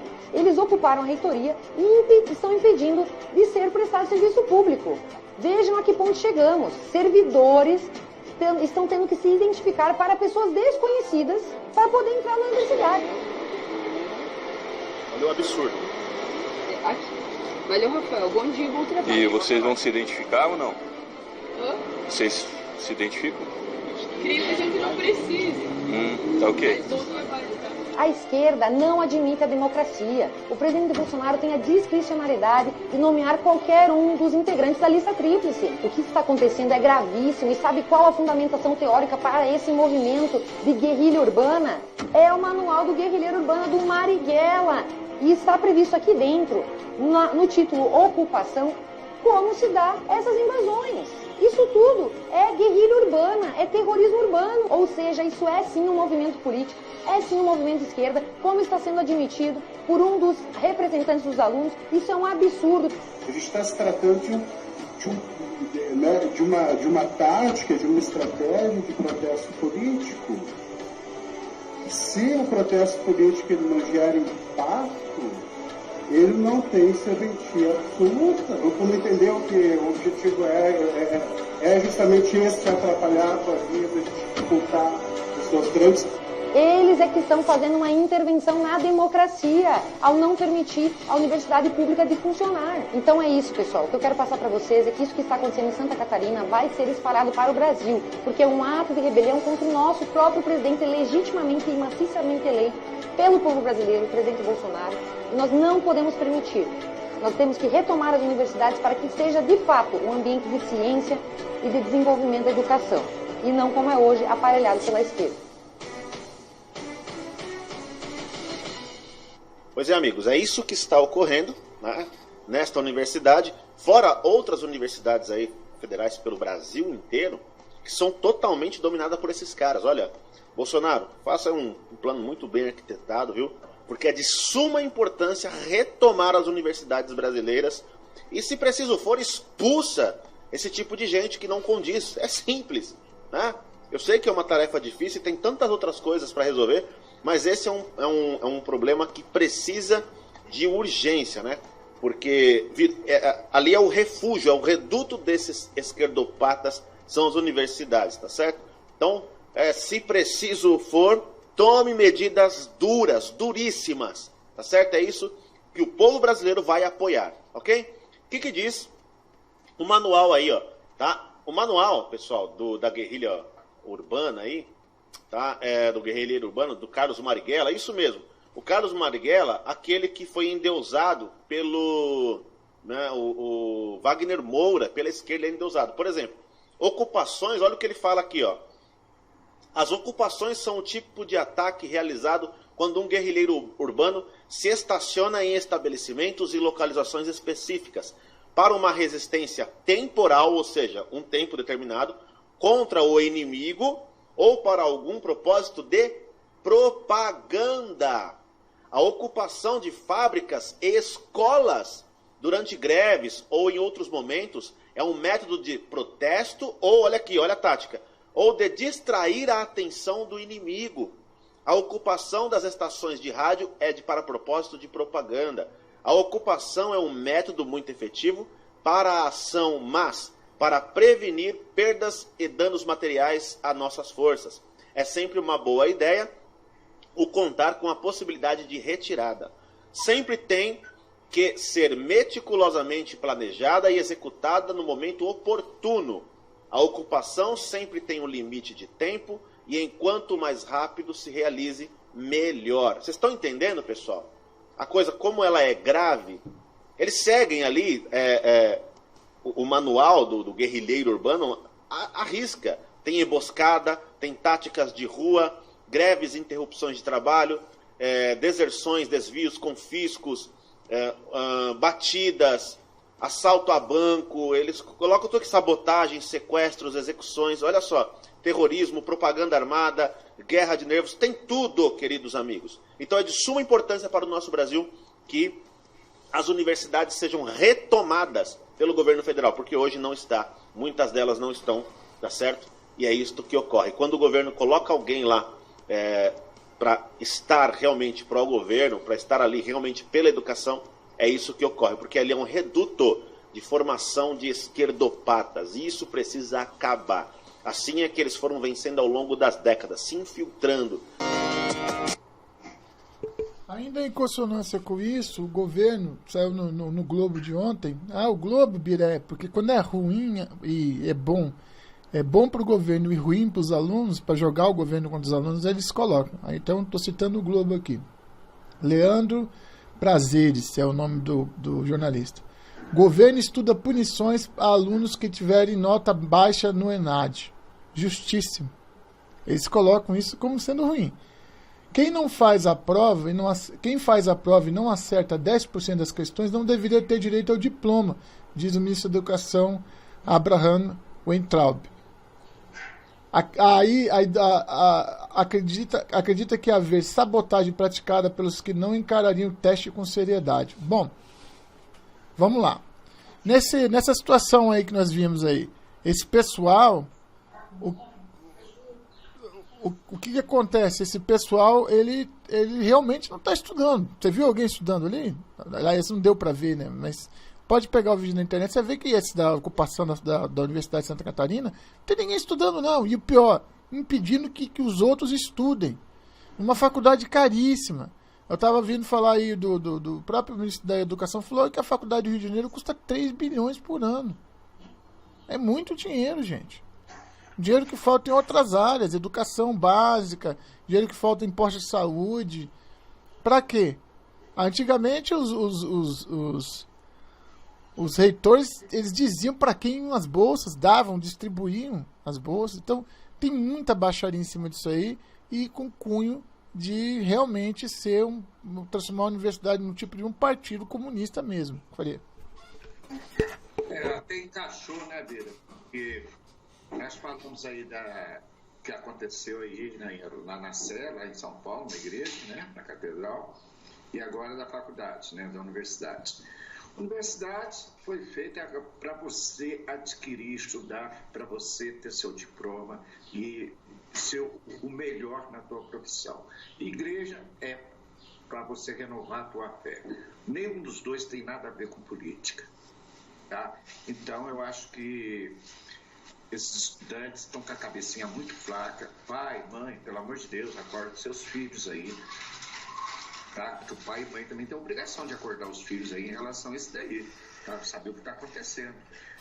Então, eu fico por aqui mesmo, você. Não, e a gente agora tem mais 2 pontos aqui. Não sei se vai querer passar em outra live. Uma prova inédita contra Dilma Rousseff e depois uma situação entre Aras, a Gleisi Hoffmann e o Gilmar Mendes. Ok? Então, tudo isso que a gente falou aí são coisas que estão acontecendo. Os bastidores também estão acontecendo, que são o quê? Os bastidores dentro da justiça. Então, fica uma coisa tão saia justa que a justiça não sabe o que faz. Mas, na verdade, na linha de tiro estão seus colaboradores. Vamos começar falando aqui da nossa ensacadora de vento. Só um pouquinho.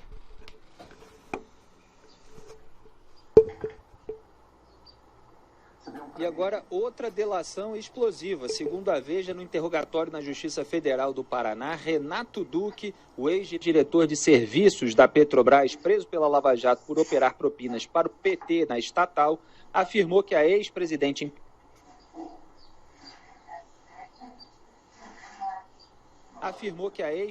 empichada Dilma Rousseff pediu pessoalmente a ele que continuasse operando para o PT na Petrobras, quando ele anunciou a saída da companhia.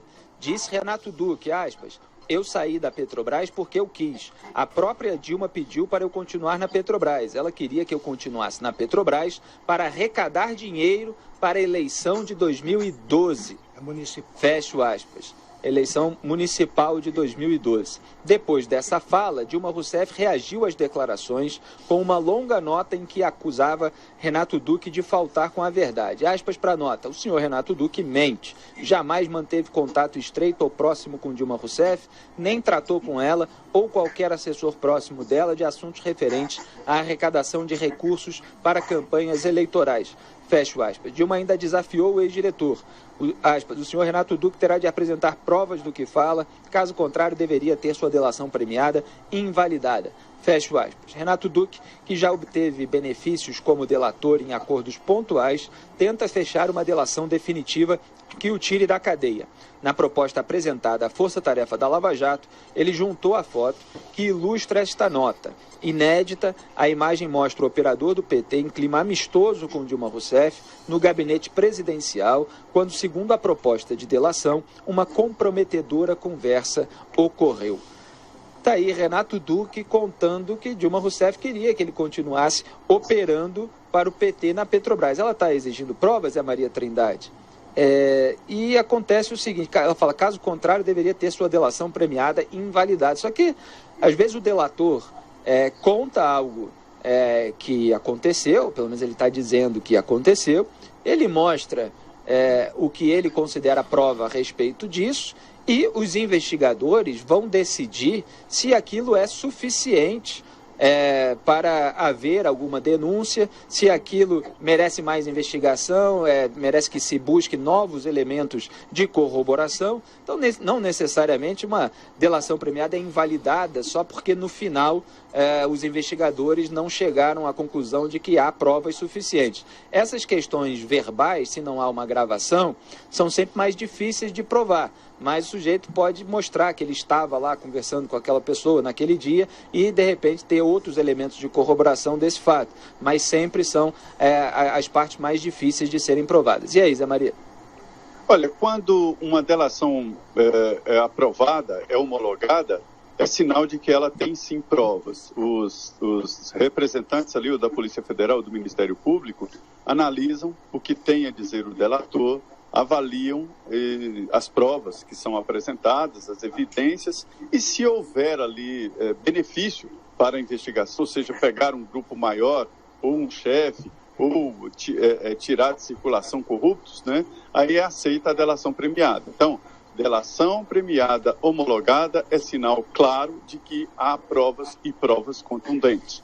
Me lembro do Renato Duque chegar na CPI da Petrobras da Câmara dos Deputados, ao sair, deixar o plenário horrorizado. Até os então aliados do ex-presidente Lula dizendo que nunca tinha visto nada parecido. Um simples funcionário, que Renato Duque não era diretor da Petrobras, era um simples funcionário, gerente da Petrobras, devolvendo 300 milhões de reais. Naquela época se achava 300 milhões de reais em matéria de propina coisa estratosférica, fora da realidade. É porque eles não sabiam lá o que iria acontecer depois na Lava Jato. Então, Renato Duque assustou a todos na Câmara, na CPI da Petrobras, quando já chegou pleiteando a delação premiada e mostrando tudo que estava nos bastidores e por onde corria o dinheiro da corrupção na Petrobras. Repetindo aqui de que ele não era presidente da Petrobras e não era diretor da Petrobras, e isso assustou muitos parlamentares. E aí eles começaram a pensar, e de uma maneira real, se um gerente da Petrobras, terceiro escalão, devolve 300 milhões de reais, o que vai devolver, o que roubou um presidente, o que roubou um diretor. Então isso está muito claro. Voltando aqui um passo ao caso da delação do Palocci, ele se preparou para essa delação e apresentou extratos, agendas, evidências e até provas mesmo, contratos, de tudo o que ele falava. Palocci se preparou para esta delação, daí a força.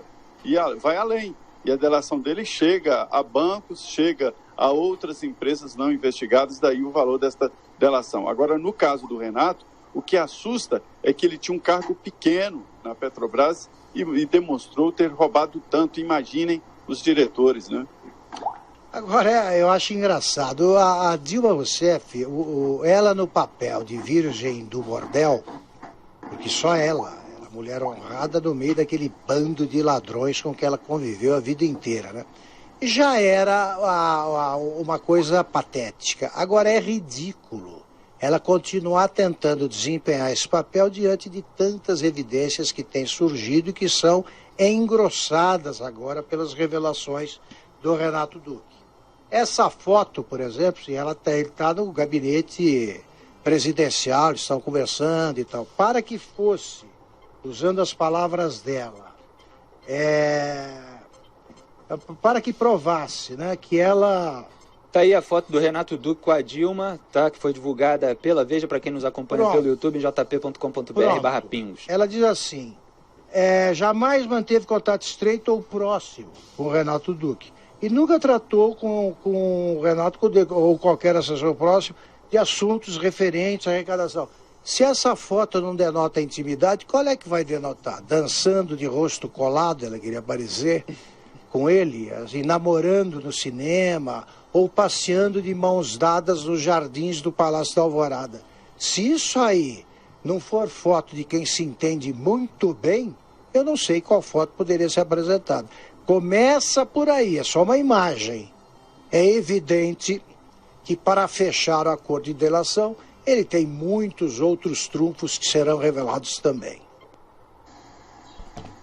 Aí tá, antes do teu comentário, tá. Nunca tive relação, nunca tratei com ele, nada sobre esse tipo de propina, etc e tal.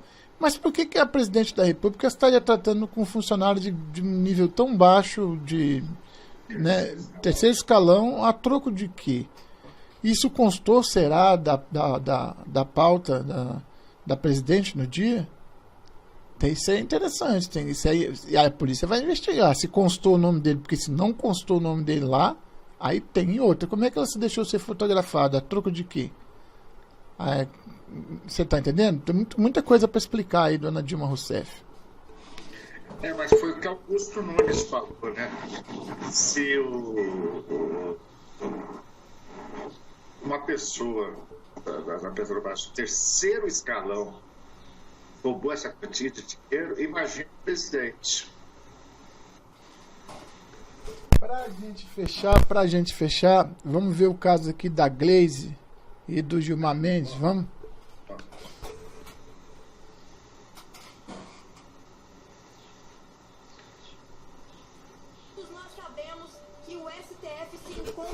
Beco sem saída. É isso mesmo, após as decisões que anularam condenações e podem colocar nas ruas bandidos e criminosos que não deram as últimas alegações no caso delator e delatado, procuram de toda forma agora atacar a Operação Lava Jato e coube, claro, ao ministro do Supremo Tribunal Federal, Gilmar Mendes, solicitar à Procuradoria-Geral da República uma nova análise de possíveis desvios funcionais de membros do Ministério Público. E de onde veio este pedido? O pedido veio direto para a verificação da autenticidade das conversas dos procuradores da Lava Jato e o ex-juiz Sérgio Moro, obtidas por hackers por meio do Telegram e vazadas pelo site The Intercept Brasil. De acordo com a Folha de São Paulo, Gilmar Mendes tem apoio de outros ministros do STF e de integrantes da nova composição da Procuradoria-Geral da República, formada a partir da nomeação de Augusto Aras no lugar de Raquel Dodge. Aras declarou em entrevista à Folha de São Paulo que as mensagens não têm poder de anular sentenças da Lava Jato. No entanto, podem embasar procedimentos no Conselho Superior do Ministério Público Federal. E é exatamente isso que o Supremo Tribunal Federal tem a intenção de fazer: colocar como válidas as mensagens hackeadas da Operação Lava Jato, dar crédito a um site que estava militando em favor da soltura do presidiário de Curitiba, Luiz Inácio Lula da Silva. O objetivo de toda esta bagunça é para que chegue ao presidiário de Curitiba. Se caso a apuração atestar oficialmente a veracidade das mensagens, nós sabemos que estas poderão ser usadas em processos com eventuais impactos sobre as decisões judiciais e agentes públicos que atuaram na Operação Lava Jato. Em tese, provas obtidas de forma ilícita não poderiam ser usadas em tribunais, mas com um clima de insegurança jurídica hoje no Brasil, não se pode prever o que irá acontecer resultante dos diálogos vazados, se validados pela Procuradoria-Geral da República, pelo Procurador-Geral Augusto Aras e pela equipe nomeada por ele. É por isso que nós colocamos aqui que está nas mãos de Augusto Aras derrubar mais uma artimanha de Gilmar Mendes e colocar atrás das grades Gleisi Hoffmann, que também foi uma das protagonistas dessa semana, após a delação de Palocci confirmar que Gleisi é corrupta. Pelo menos 3 episódios narrados pelo ex-ministro Antônio Palocci confirmaram a participação da deputada Gleisi Hoffmann, atual presidente do PT, em esquemas espúrios de corrupção. Gleisi teria recebido propina das 3 maiores empreiteiras do país. A Camargo Correia repassou R$1 milhão na forma de doação oficial para a campanha da petista ao Senado em 2010. A OAS pagou R$800 mil. E a Odebrecht, por sua vez, deu R$2 milhões, tudo via Caixa 2. Essa trajetória de Gleisi, na realidade, teve início no Mato Grosso do Sul, quando o estado era governado por Zeca do PT, no período compreendido entre os anos de 99 e 2002. Na época, Paulo Bernardo era secretário de Fazenda e Gleisi a secretária de Administração. O casal atuava em conjunto com o beneplácito do governador, que também não é flor que se cheire. Claro, deixaram péssimas recordações no estado. E esta delação pode sim colocar Gleisi de volta ao epicentro da corrupção no nosso país. E claro, Gleisi Hoffmann não poderia ter ficado calada diante dos comentários do discurso de Gilmar Mendes. Esta é a ligação entre eles. Gleisi reconheceu a grandeza de Gilmar Mendes, segundo ela. Abre aspas, há de se reconhecer que o ministro Gilmar Mendes prestou grande serviço ao país ao ler durante sessão trechos importantes das revelações do The Intercept sobre o conluio político da Lava Jato para atingir alvos preferenciais como Lula, deixando tudo registrado nos anais da corte. Essa mesma Gleisi Hoffmann, delatada por Palocci, é a mesma pessoa que defende o discurso de Gilmar Mendes e apoia esta atitude do Supremo Tribunal Federal em tentar validar estas conversas, estes trechos das conversas roubadas de forma criminosa e declaradas e colocadas a público pelo site The Intercept Brasil. São estes dois protagonistas desta semana e são estes mesmos dois que podem sim estar nas mãos de Augusto Aras para colocar novamente em investigação as denúncias contra Gleisi Hoffmann. Algumas mesmas denúncias que foram arquivadas anteriormente pelo Supremo Tribunal Federal. Augusto Aras vai mostrar de que lado ele está através destas decisões. Se ele acatar o pedido de Gilmar Mendes e não colocar em pauta novas investigações contra Gleisi Hoffmann, nós saberemos que ele não está em favor da população brasileira. Mas se ele decidir não aceitar a manipulação que está ocorrendo para validar mensagens obtidas de forma criminosa de autoridades do nosso país e decidir colocar de volta as investigações contra Gleisi Hoffmann, assim Augusto Aras provará que foi a melhor escolha do presidente Jair Bolsonaro e mostrará ao povo brasileiro que apoia a luta contra a corrupção neste país. O presidente Bolsonaro também considerou errada a eventual utilização em processos judiciais de mensagens vazadas atribuídas a integrantes da Operação Lava Jato. Para ele, os dados foram obtidos por meio de quebra de sigilo de forma ilegal. E claro, o nosso presidente, respeitando a atuação dos poderes, disse a seguinte frase: se é criminosa, é criminosa. Quebra de sigilo, se seguiu a lei, tudo bem. Não seguiu, está errado, disse Bolsonaro. Ou seja, a decisão de Gilmar Mendes não é apoiada pelo nosso presidente. Automaticamente, não deveria ser apoiada por Augusto Aras. O jurista Modesto Carvalhosa explicou de uma forma muito esclarecedora a enrascada federal em que se meteu o STF e agora tentam se livrar de toda a bagunça que eles mesmos provocaram e tentando também tirar o foco, virando para a Operação Lava Jato. O Supremo Tribunal Federal, ao decidir por 7-4 anular sentenças condenatórias dos corruptos sem nenhuma base legal, determinando do nada que o corrupto delatado defenda-se por último, acabou por criar as condições para um caos judiciário em termos de segurança pública. O STF... Em vez de anular todo o processo, por que ele não deixa dar vistas, simplesmente dar vistas para esse cara que se diz prejudicado das últimas oitivas, e ele faz uma nova defesa e dá um novo prazo para ele para que seja feito um novo despacho final, do que anular todo o processo? Né? Anular todo o processo, né, Bira? Voltar lá para trás. Então, se a decisão está sendo muito ampla, por que simplesmente não se corrige o problema, se for o caso? Não. Está se criando uma regra geral. Inclusive nos casos que não há prejuízo. E claro que todo mundo vai entrar contra, né? Mas vamos em frente. O STF procura agora desesperadamente encontrar um mecanismo que permita apenas aos corruptos usufruir da decisão aberrante de quarta-feira.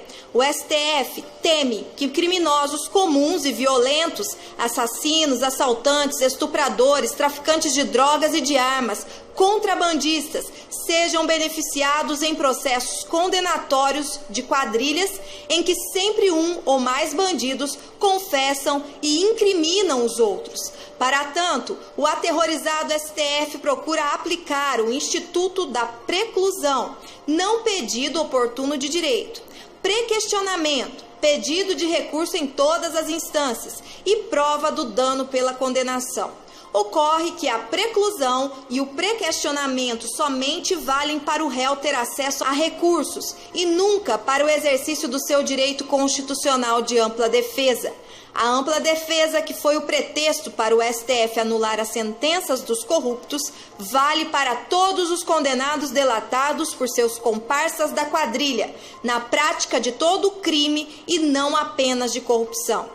Eis o drama, porque passa o STF, ao verificar que sua infame decisão a favor dos corruptos, sem nenhuma base legal, pode criar um enorme problema no capítulo da segurança pública, representado pela anulação dos processos e soltura de milhares de delinquentes violentos em todo o território nacional, disse Modesto Carvalhosa em um texto brilhante que mostrou o porquê de Gilmar Mendes ter decidido tão afoitamente ir à PGR pedir que as mensagens vazadas, roubadas por criminosos e colocadas a público pelo site The Intercept Brasil tenham validade jurídica a fim de destruir a operação que colocou atrás das grades esses mesmos corruptos e bandidos que o STF tentou colocar nas ruas, mas agora está vendo voltar contra si próprio essa decisão tão imoral que pode colocar em risco, sim, também a população brasileira. E vamos cobrar, sim, de Augusto Aras uma atitude em defesa da nossa nação. O que você quer? Que ele diga não a Gilmar Mendes e coloque Gleisi Hoffmann de volta na mira da Polícia Federal? Pois é, querer a gente quer, né? Mas acontece que a política tomou conta do judiciário. O judiciário hoje, a pauta política dele é a coisa principal. Se você fosse seguir os trâmites legais que estão previstos, não havia dúvida. Se há um erro, um dano jurídico que está prejudicando a defesa contraditória, ela parte do princípio que dali para frente vai ser observado isso. E não retroagindo. Retroagindo é como você viu aí que ela falou, já falei antes, vai ter muita gente que vai embarcar nisso aí, inclusive bandidos perigosos, etc e tal. E muitos vão lá, muitos vão lá. Subir no terreno. Viu? Tá na hora já, vamos lá? Vamos. Você começa, eu? Obrigado pelo tempo que vocês ficaram com a gente aqui. Não assistam qualquer coisa, não leiam qualquer coisa, não vão para qualquer site. Não adianta esse pessoal ficar gritando, falando besteira, tentando julgar o presidente da República, dizendo que estamos sendo desenganados, etc. Nada disso adianta. Está tudo ocorrendo dentro da legalidade, dentro dos prazos possíveis e da maneira possível que o presidente julga a melhor maneira. Ou seja, ele não é amador nisso que ele está fazendo. Ele sabe tudo da parte tanto do STF quanto da parte do Supremo Tribunal Federal, do Congresso Nacional, e talvez ele não soubesse da grande dificuldade que é tentar fazer política sem o tomar lá da cá, da dificuldade que ele teria. Ele calculava ela, mas ele não calculava que ia ser tão grande. Mas a gente sabe que o esquema, o mecanismo, ele é muito grande. E ele se apoia mutuamente. Portanto, se não é por aqui, é por ali. Se não é desse jeito, é daquele jeito. Nós vimos isso aí com a criação da Vaza Jato, da lei de abuso de autoridade, né? Então, em contrapartida, nós não vemos a criação da Lava Toga, né? Nós não vimos sair nenhum impeachment de ministro da... vários pedidos, mas nenhum foi para frente. Então, é só o tempo que vai dizer, e como diz o presidente, a parte dele ele está fazendo. Gente, muito obrigado por ter vindo aqui, ouvir a gente um pouquinho. Um grande abraço, Brasil acima de tudo, Deus acima de todos. Valeu. Pessoal, mais uma vez, agradeço a vocês também. Minha continência aqui, amigo e irmão Bira, continência a todos vocês que vão dispor um tempo aí para nos ouvir. Tá? Agradeço a todos, em nome do Bira e do Faria. E como eu termino a live, que é de praxe, certo? Acrescentando do meu grande amigo também, né? Que ele do final da live, tá? Pessoal, nossa união é importante, continua sendo importante a cada dia que passa, eu sempre falo isso, e vamos continuar unidos, mas na verdade, sem interesse. Só o interesse nosso é salvar a nossa nação. De coração, para coração, um beijo no coração de vocês com o maior respeito. Valeu, gente. Tchau. Valeu, tchau. Valeu.